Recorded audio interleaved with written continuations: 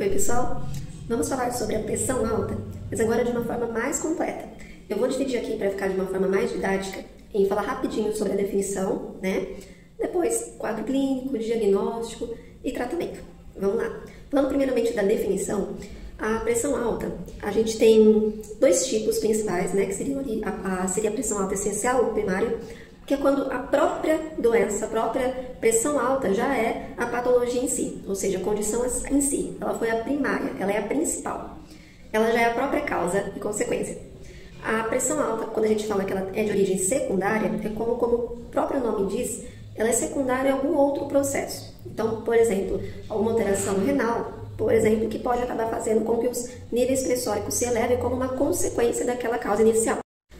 E a definição numérica da pressão alta não cabe aqui ficar detalhando de uma forma muito específica, mas basicamente seria ali aquela pressão que em mais de uma ocasião fica ali acima dos 14/9 ou 14/9, tá? Mas existem alguns detalhes aí que você não precisa saber, mas que os profissionais da saúde sabem, porque não necessariamente um nível pressórico normal ou de uma pré-hipertensão faz com que você não tome remédios, por exemplo, ou não trate a sua condição. Então, sempre a gente vai avaliar o paciente como um todo. Alguns pacientes que são pré-hipertensos precisam, às vezes, iniciar uma medicação, por exemplo, para manter os níveis mais controlados. Mas isso vai depender de cada caso, de cada avaliação. Lembrando, eu tenho até um vídeo aqui sobre isso, que agora a pré-hipertensão, ou seja, essa tendência ali a já ter uma pressão alta propriamente dita no futuro, nesse ano, ela agora a partir de 12/8 a gente já começa a classificar como um pré-hipertenso, ou seja, ainda não é a doença em si propriamente dita, mas já tem ali uma tendência, então a gente precisa abordar de alguma forma, seja corroborando, por exemplo, melhorando ainda mais o estilo de vida daquela pessoa, ajustando o que precisa ser ajustado, ou às vezes com a parte medicamentosa associada também, por exemplo, à mudança do estilo de vida. Mudança do estilo de vida, gente, eu vou falar mais pra frente na parte de tratamento, mas isso é algo basal, né, básico para todos nós. Isso a gente sempre tem que ter. Perfeito. E o quadro clínico?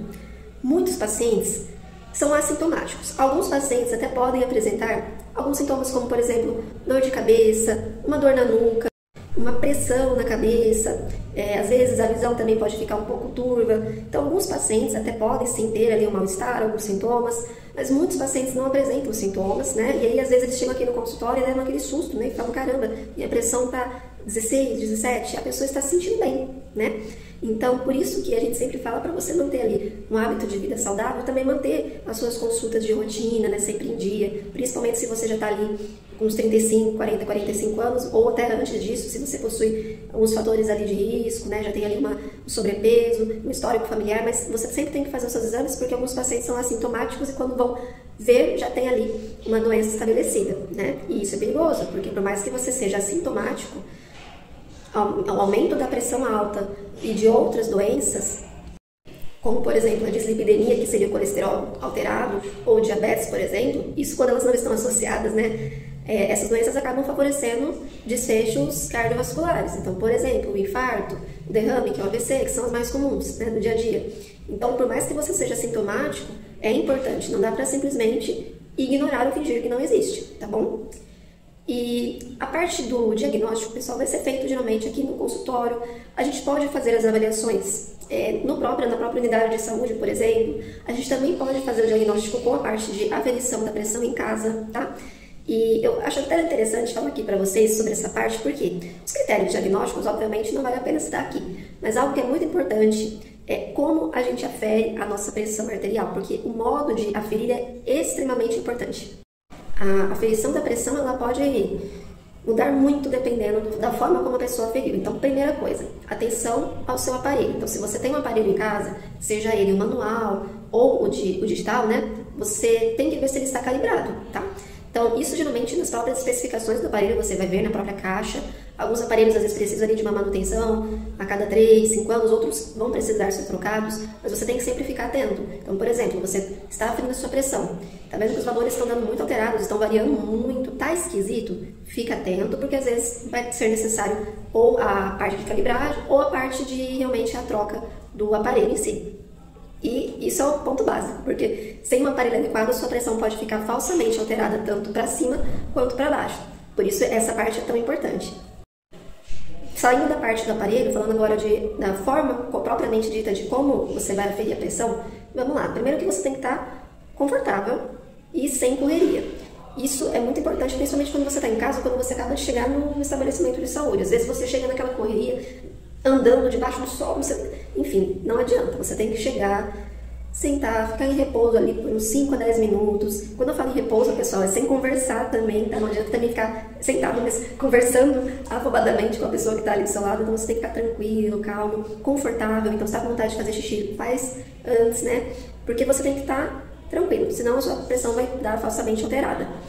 E, de preferência, 1 hora, mais ou menos, sem cafeína, sem cigarro, tá bom? Quando a gente fala da cafeína, lembra que não é só o café. Então, tudo que contém a cafeína, alguns chás, refrigerante, chocolate, então ali pelo menos, na média 1 hora antes, tá? Pode variar às vezes uns 30 minutinhos, 1 hora e um pouquinho, mas vamos colocar a média de 1 hora antes, tentando ficar sem a parte da cafeína e sem o tabaco. Na hora de aferir a pressão, venha preferencialmente ou em casa, esteja com roupas mais larguinhas, então tome cuidado para ver se a roupa não está apertando muito, sem acessório, então sem pulseira, sem relógio, dependendo, eu peço até para o paciente tirar até o anel, tá tudo, para ficar realmente o mais confortável possível, tá bom? Sentado, tá? Com os pés no chão, pernas descruzadas, braço ali na altura do coração, pode ser o esquerdo, por exemplo. Você vai colocar o aparelho da forma que ele fala no manual de instrução, porque isso vai variar de cada aparelho. Geralmente aqui, continuando, geralmente você vai colocar aqui nessa posição do braço. Fica atento com a posição da artéria, tá? Geralmente cada aparelho tem ali uma setinha para você posicionar certinho na artéria do braço. E você vai realizar a pressão continuando, né, seguindo os passos de cada aparelho, porque cada aparelho tem ali um jeito específico para você manuseá-lo. Mas é rapidinho, realmente é bem simples, só você seguir o manual de instrução, às vezes é só apertar o botãozinho, então cada um tem o seu jeito específico. A partir do momento que você tem ali a aferição da pressão, em casa geralmente a gente pede para o paciente aferir pelo menos uns 7 dias, mas isso varia, tá? Dependendo, a gente pode pedir menos. Às vezes a gente pede para o paciente vir aqui até a unidade de saúde também. A partir do momento que você tem ali pronto o seu controle pressórico, a gente vai avaliar o seu caso. Por quê? Dependendo dos níveis que, né, estão contidos ali no seu controle e também do seu histórico, é a partir daí, dessas informações e dessa avaliação que a gente vai definir o tratamento ideal. Mudança do estilo de vida, gente, isso é sempre. Se você já não está ali com um hábito muito bacana, ou se você até tem um hábito, mas precisa ali aprimorar, isso é para todo mundo. Então, atividade física regular, né, logicamente de acordo com a sua saúde já basal, né, na forma que você consegue. Eu sempre falo para o paciente fazer pelo menos, se ele conseguir, uma caminhada que seja ali uns 150 minutos na semana, então pode ser ali dividido, né, durante os dias da semana. A parte realmente da alimentação, então eu sempre falo para o paciente que pressão alta, diabetes, colesterol, eles andam de mãos dadas. Então não fica pensando só, por exemplo, no sal. Pense em tentar manter a alimentação balanceada como um todo. Então, tendo essa atenção com quantidade de sal, quantidade de açúcar, de doces, de industrializados, tudo aquilo que é muito processado. Então, tentar deixar uma alimentação ali mais balanceada possível no geral, tá bom? Sempre tentando ter esse equilíbrio no geral para você focar já na sua saúde como um todo, tá bom? Logicamente, hábitos de vida também é muito importante. Então, de preferência, cessar o etilismo e o tabagismo, mas pelo menos na questão do etilismo tentar diminuir. Mas se você conseguir cessar, seria muito melhor, tá? Lembrando que a gente tem projetos municipais para conseguir te ajudar, né, nessa batalha, que realmente é uma batalha, não é fácil, mas eu acho uma coisa muito interessante de falar aqui como adendo, é que conforme os pacientes eles vão passando o tempo e eles vão vendo a mudança que isso traz, eles notam de uma forma relativamente até que curta no tempo, uma mudança na qualidade de vida. Então eles percebem que eles ficam com mais disposição, eles veem, né, nos exames laboratoriais, nas aferições, que tudo vai melhorando, e vendo isso e sentindo isso, realmente acaba que dá um gás, né, para continuar nessa batalha, que não é fácil, porém que é muito possível. Eu tenho vários pacientes que conseguiram cessar esses hábitos, então é bem bacana. Ou pelo menos diminuir, né, o máximo possível, principalmente na questão do etilismo. Então isso é bem bacana mesmo e é totalmente possível de ser conseguível. É uma mudança que realmente o paciente sente. A parte da parte medicamentosa, a gente vai ali adicionar ao estilo de vida, dependendo dos níveis, dependendo do caso do paciente, né, da avaliação como um todo. E existem várias Existem várias classes medicamentosas. Remédio de pressão não é tudo igual. Daí a importância de você tentar não se automedicar, tá? Tome cuidado, porque não é tudo igual. Basicamente, eles vão atuar na sua pressão, mas por caminhos diferentes, meios diferentes. Então, todos eles, obviamente, têm ali seus benefícios e também ali as suas contraindicações. Então, a gente sempre vai avaliar o seu caso, colocar a medicação e continuar o segmento. A gente sempre vai te acompanhar, tá bom? Então, procure o seu médico, né, no caso de medicação, para você receber ali uma avaliação mais geral, mais bonitinha, mais detalhada, para a gente conseguir escolher a melhor medicação para o seu caso ela seja necessária. A melhor medicação ou as melhores, tá? Porque muitas vezes o tratamento também da hipertensão arterial sistêmica é com uma combinação de diferentes classes medicamentosas. Os estudos sugerem que muitas vezes é melhor você tentar manter ali uma dose menorzinha de cada remédio, tentar associar os remédios, porque eles podem potencializar a ação do outro. Então, acaba que a gente prefere muitas vezes não dar um remédio com uma dose muito alta e sim tentar ir dosando e se precisar adicionando algum outro para realmente eles conversarem entre si e até mesmo se ajudarem na ação, evitando efeitos colaterais muito intensos de cada um e realmente agindo na pressão da forma que a gente quer que ele realmente faça de efeito. É isso, pessoal. Só para falar do controle. A partir do momento que a gente controlou a sua pressão, a gente sempre vai continuar ali pertinho de você. Então não é porque a sua pressão está controlada que você vai deixar de tomar remédio, tá? Não, você vai continuar fazendo ali os seus exames, vindo no consultório, vindo nas consultas e tomando os seus remédios. Porque, gente, remédio de pressão é de uso contínuo. Não é para tomar só quando ela está ali 16, 17. Você vai usar todos os dias. Mesmo que ela estiver ali 11 por 7, por aí vai...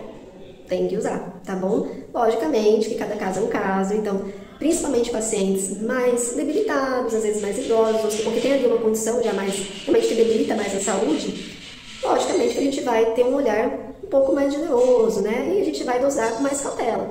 Então, por isso que você precisa da avaliação para a gente ver o seu caso, não adianta simplesmente jogar na internet ou ficar vendo vídeos que falam coisas para você como se já tivessem te avaliado, não é assim. Você precisa dessa avaliação cuidadosa e criteriosa, literalmente individualizada para você mesmo. É isso. Porque até a meta, né, a questão realmente de quais fármacos utilizar, quando utilizar, vai depender da nossa avaliação, tá bom? E só para terminar, duas curiosidades. Hipertensão no jaleco branco. Isso existe. Isso acontece, pessoal, como o próprio nome diz, quando a pessoa vai até um estabelecimento de saúde e exclusivamente nesses estabelecimentos a pressão sobe. Isso existe e é bem comum. Em casa a pressão está boa. A hipertensão mascarada já é o contrário. Então, em casa a pressão está elevada e no consultório está boa. Por isso que muitas vezes a gente tenta associar ali uma aferição tanto aqui quanto em casa para ver como que realmente está o quadro do paciente. Mas essas duas condições existem e são mais comuns do que você imagina, viu? Daí a importância, novamente, da avaliação. Muito obrigada, pessoal. Espero que tenha sido um vídeo útil, como eu falei, pegando ali os principais pontos para destrinchar um pouquinho a hipertensão arterial sistêmica.